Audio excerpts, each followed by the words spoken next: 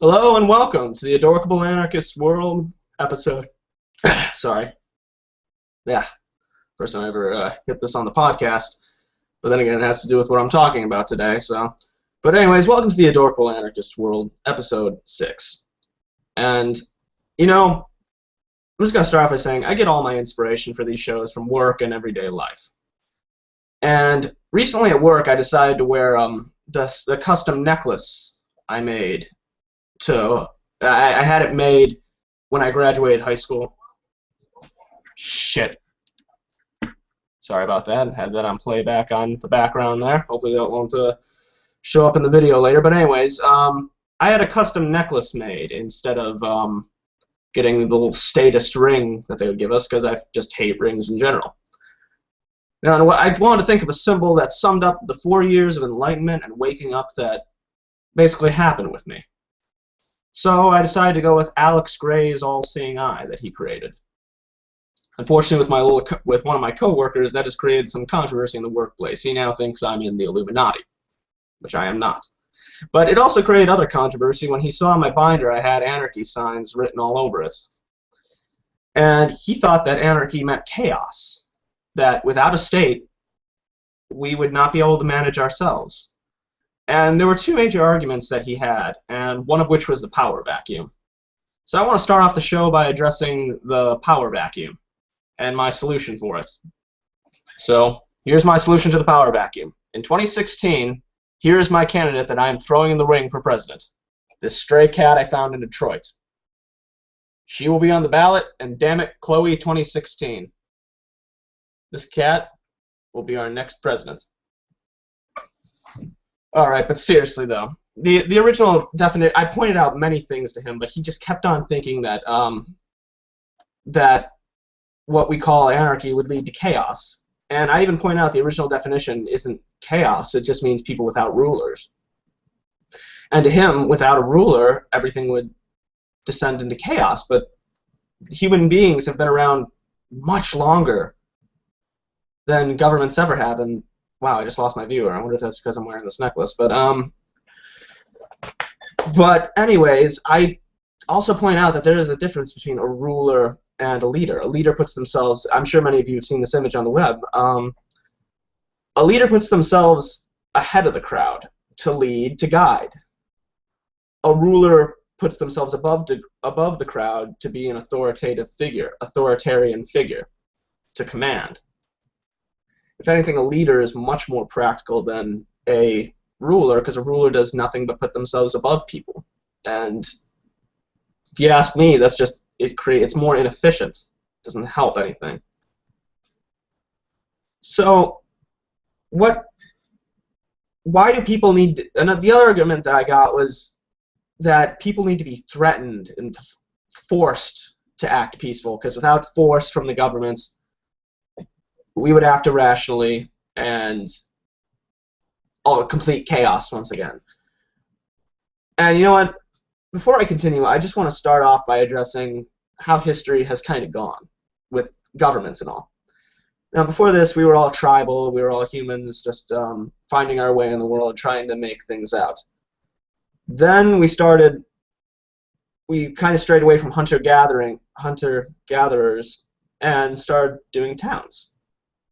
And out of these small little towns, villages, whatever they had, came those who tried to dominate other ones. And the excuses for domination of being a ruler have varied throughout the years. At first, they would claim to just be gods, that we were gods, you have to worship us as your king. And it worked for a long time, and in a way, it was a direct sort of slavery. Then that system eventually broke down because people realized these men aren't gods, they're just like us. They're full of shit, pretty much. And then it moved on to another section where kings, queens, whatever the hell was in charge, they claimed to be sent by God. That God had sent them to be their ruler, and that you should listen to me because God said so. But that system eventually broke down as well, because no, we started to realize, how can a human being claim to be God? Even most prophets are eventually full of it. And since then,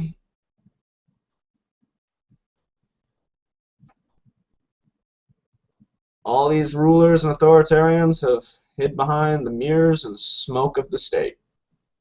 Bureaucracy, paperwork, and every excuse that they can think of. Whether it be roads, chaos, or whatever. And you know, this is one thing I never got, is why anyone would think that anarchy would lead to chaos. It's because even with a state, chaos still exists. And I know not many people want to think about it like this, but chaos in a sense is universal. It exists whether there is a state, whether there isn't a state. Nature is very chaotic. So no matter what, even if you do have a state, there will be chaos. And in a sense, the state itself creates more chaos than it does prevent. I mean, my biggest argument is to get things like Social Security, NASA, roads. We want to fund all those things. But that all of those take up such an insignificant small part of the federal budget that it's all listed under other. A good amount of the budget goes towards war, and there's nothing more chaotic than war. War is nothing but chaos. And anyone who says otherwise clearly does not have a firm grip on reality. And the state is a non-existent entity too. There's nothing physical about it. It's nothing more than a threat. And one thing that I always ask people is, what is your ethical justification? What is your ethical stance that will justify this use of force? And this is normally where they kind of pause and they don't know what to say to that, because how do you justify force? You can't, because force is force. It's aggression. You're hurting someone. And as long as you're hurting someone, there's no good ethical stance on it. One could argue the greater good, but the greater good is not a person. When a majority of people want to harm a small minority, it is still force. Just because there's a greater good involved does not mean that it truly is a good. And by doing the bare minimum, they really, people try and think of the bare minimum to explain why we should use force with the state.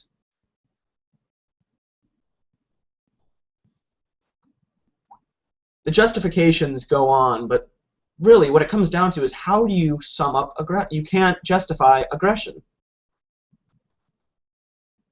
I mean, I myself live by the non-aggression principle. I'm not going to stand next to something known as a state entity and say that its aggression is justified when it most certainly is not.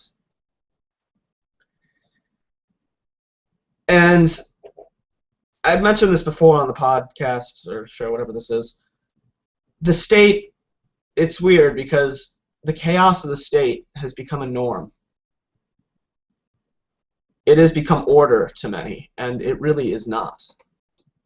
Because we're so indoctrinated, so brainwashed from what we've brought up to believe, that most dare not question the chaos that we call order at all. 2 times at my work have I seen cops commit police brutality on young black teens.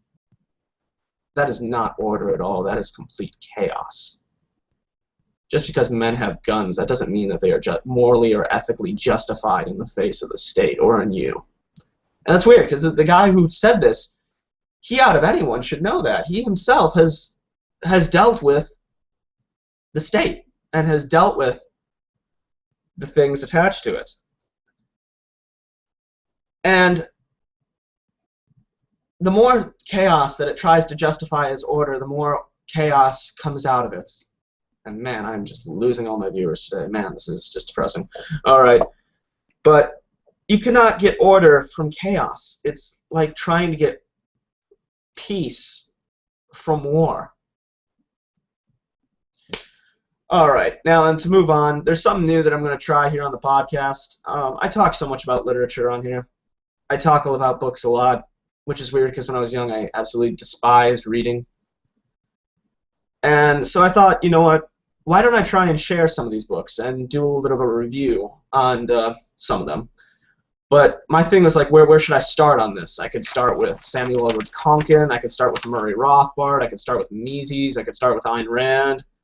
Who else can I start with? I could start with Carl Sagan, I could start with Gustav Le Bon, I could start with F.A. Hayek, J.D. Salinger. Where do I start on all this? Alan Watts, Lois Lowry.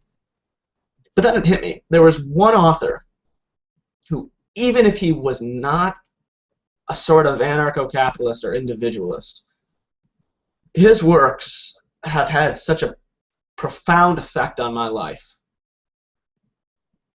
And this one book that I'm going to review today was really the first book to wake me up. I mean, it was the second book I had read by him. And I've talked about his works here before, but this one book has had great influence on my life, and it really was the first thing to wake me up. And I'm sure it was for many others as well.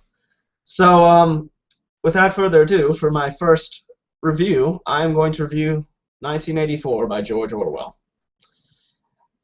And man, just looking at this cover again brings back memories of being alone in a new neighborhood and just breaking out this book and reading it, and really the world around me just starting to seem much more real. The news starting to seem a lot more fake. And everything around me, just to take a word out of Holden Caulfield, the world around me just starting to seem more phony.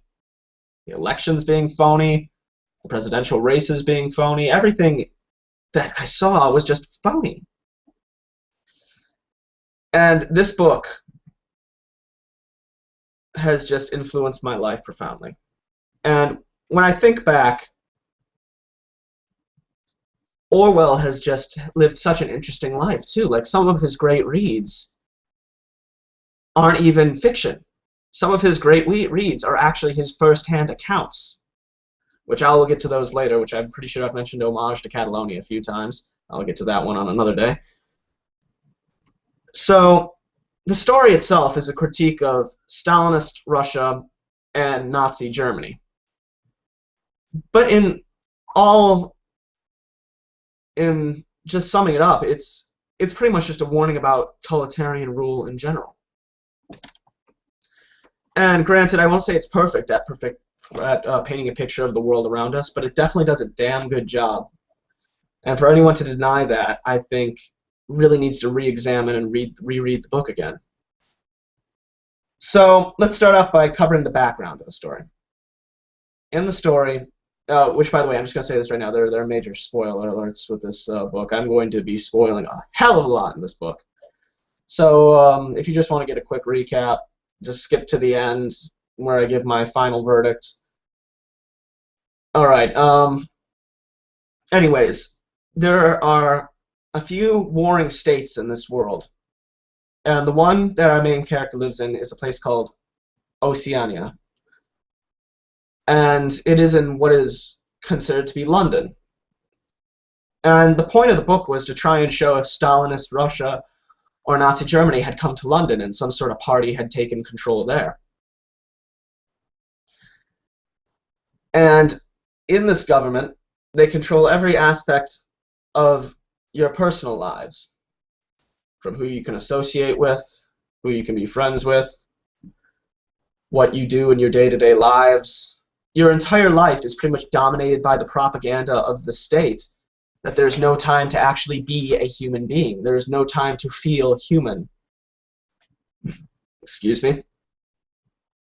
And basically the society is trying to crush the individual, trying to crush whatever there is.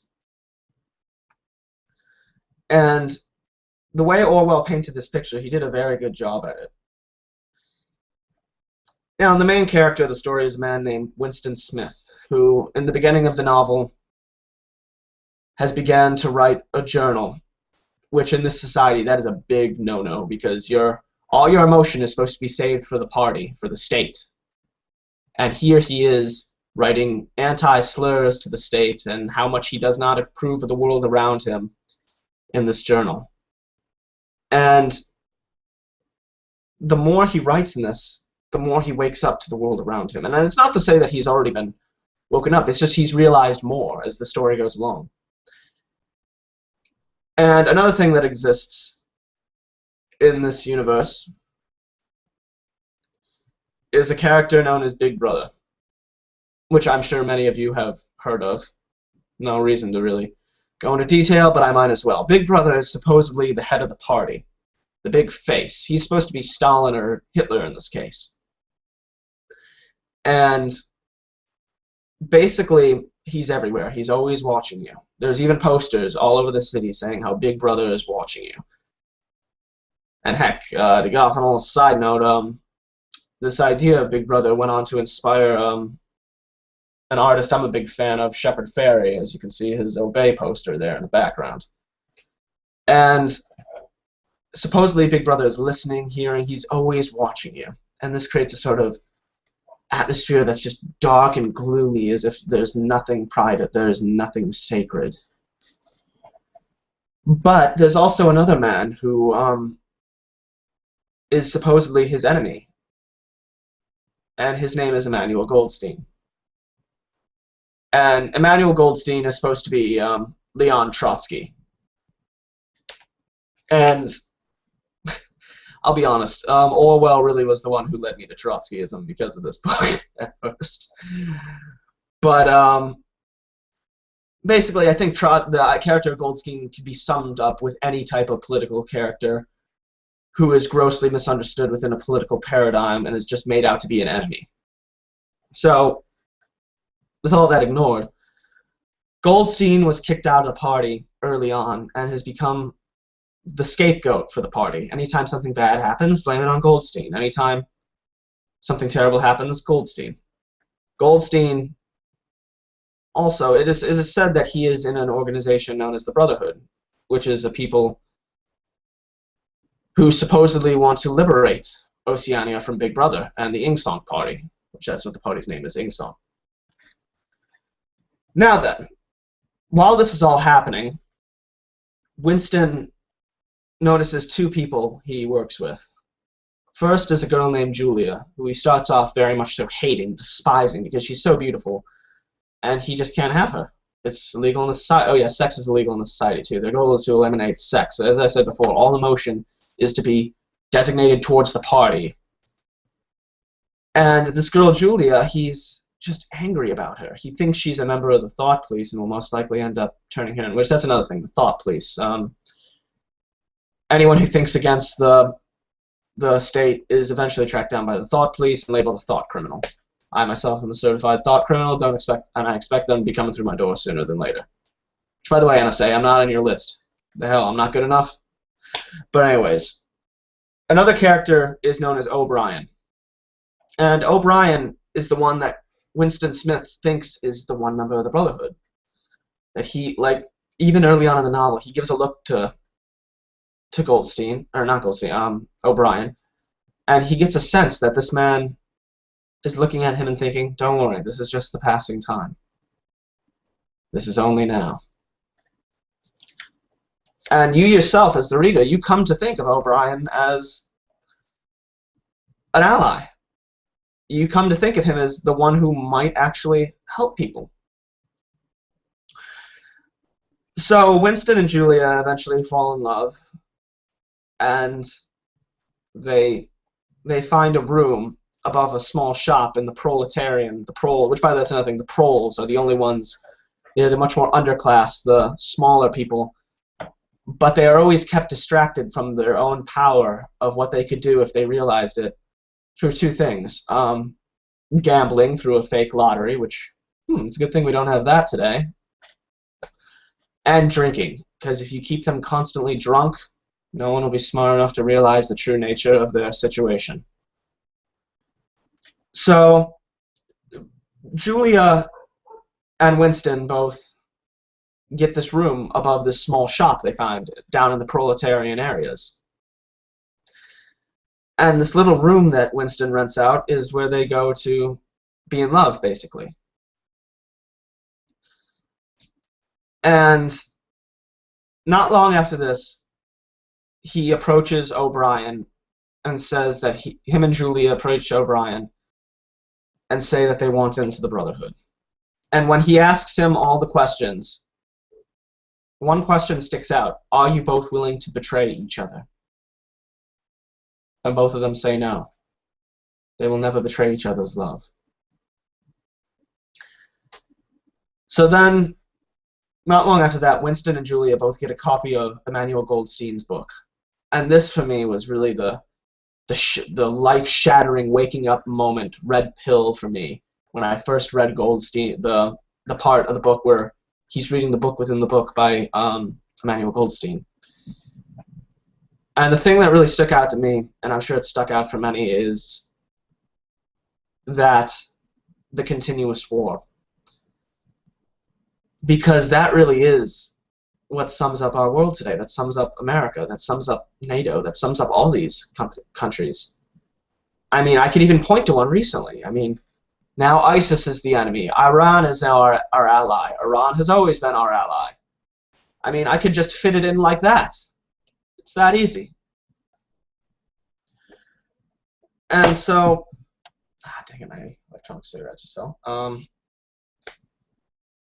So, eventually, while he's reading the book, while he's lying with Julia in bed above this apartment, major spoiler alert here, so if you've lasted this long and you're not finished with the book, skip to the end right now to get my final verdict. Don't, because what I'm about to say is the major turning point of the whole novel. And I myself did not see any of this coming, I'll admit. Like, I remember when I first got the book, my friend said it was like a darker version of The Giver, and I thought, ooh, that should be really good, but I did not expect this ending to happen, to this last third to happen. And Orwell himself didn't like this last half of the book, but I beg to differ. I think it was great. So anyways, the thought police come in, arrest Julia and Winston, and the shopkeeper, who you were introduced to as a nice old man. I want to say, I cannot remember the character's name off the top of my head. And he basically takes off his wig and turns out that he himself was a member of the thought police. And right about here, this is where, for me, I realized that this novel was not going to end in a happy ending. This is not what Orwell intended. So basically, Julia and Winston are brought into the Ministry of Love, where all thought criminals are brought to, where they are re-indoctrinated to love the state or be killed trying to get them to love the state again. And they are both separated. Winston goes through months and months of torture by O'Brien. And one of the great things is that 2 + 2 = 5, which is that Winston said in his book, his journal early on in the novel, that freedom is the freedom to say that 2 + 2 = 4. So O'Brien breaks the man, gets him to love Big Brother, gets him to pretty much being re-indoctrinated, to turn his back on all the things that he held sacred. And one thing that he could not get him to do is betray Julia's love. He even asks him, I've gotten you to love Big Brother again, I've gotten you all this, but you still love Julia. And he's like, yes, you cannot break my love for Julia. So then there's one room in the Ministry of Love. Once again, the name of the room slips me. I'm just going to call it Room 101. Fallout reference. But Room 101 is rumored to be the worst room, where all horrible nightmares come true. So O'Brien brings Winston into Room 101. And I'm not sure whether I should spoil this ending or not, because it's just so... Or at least what happens in this room. Because I forgot to mention something else before, but I'll just sum it up. Winston is always haunted by rats because of his troublesome past in his childhood. And so when he gets there in the room, they have a cage of rats that they attach to his head. And basically, they will release them, and they will gnaw off his face unless he betrays his love for Julia. Now, the novel could have ended there, and Winston could have died a hero, if you will. But no, he betrays his love. He has come to love Big Brother again. And him and Julia, then, not long after that, are released. Winston, from there on out, spends most of his days getting drunk in a bar, watching the hollow screens, watching everything happen. Eurasia's now the enemy. I mean, Eurasia's now our ally. They've always been our ally, you know, just watching the world change. And one day, he sees Julia, and he goes up to her and pretty much says, "I betrayed you." There's almost no emotion between both of them now. Any life that they both had has been sucked out by the party and the statist machine. Winston then walks away from her, goes back into the bar, looks up at the hollow screen, sees the image of Big Brother. And the last words are that he finally has learned to love Big Brother. And that's pretty much 1984, somewhat in a nutshell. I might have skipped a few things. I know I did, for a fact, but I don't want to spoil the whole book. And if you have made it to the end here, I would just like to say I highly recommend this book. I could not... This book gets a full 5 out of 5 stars. I wish I knew how to do animation to do like 5 stars at the bottom of the screen. But if you get the opportunity to read this book, read it. I don't care if you're... Like, there's a reason why George Orwell's work is known amongst people from the left and the right, because he does such a good job at painting a picture of the world that we don't want to see but is slowly coming up around us. I mean, hell, NSA spying today is nothing more than a confirmation that we are now being spied on by Big Brother. And, well, I am now reaching the end of my show, so on the note of NSA spying, a map came out on the internet recently of all anarcho-capitalists in a little thing called Anarcho-Capitalism that the NSA has tagged. And I just want to say, the hell, NSA. Me and my friend Gio aren't tagged. He's the one who's been giving me a lot of good ideas for this show, so, the hell. We're both ANCAPs, why aren't we tagged? Come on, guys. What, we're not important enough? I am offended, NSA. What, we're not important enough for you? Alright. So, I am Mitchell Wiechek. I hope that you have enjoyed this little thing known as Anarchist Book Reviews. Tell me in the comments whether you think it's good, and maybe I'll come back with another book next week to try and give you an idea of whether it's good, bad, or whatever. And until then, this is Mitchell Wiechek of the Adorkable Anarchist World, trying to make an optimistic life in this imperialistic empire.